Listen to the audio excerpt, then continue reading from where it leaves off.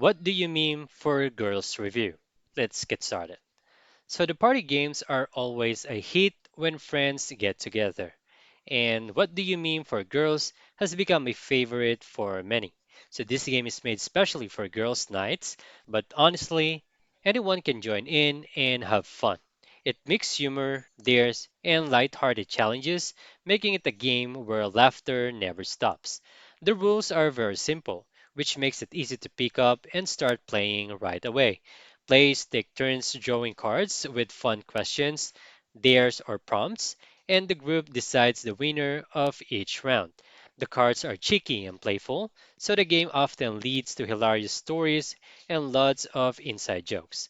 It feels less about winning and more about creating moments that everyone will remember. One of the best things about this game is that it does not take itself too seriously. The prompts are meant to be silly and fun, and they works best when players are open-minded and ready to laugh at themselves. The game is best played with a group of four or more to really bring out the energy. So overall, what do you mean for girls is a lighthearted, laughter-filled game that turns any gathering into a memorable night. And that's it. Thank you guys for watching. I'll see you in the next one.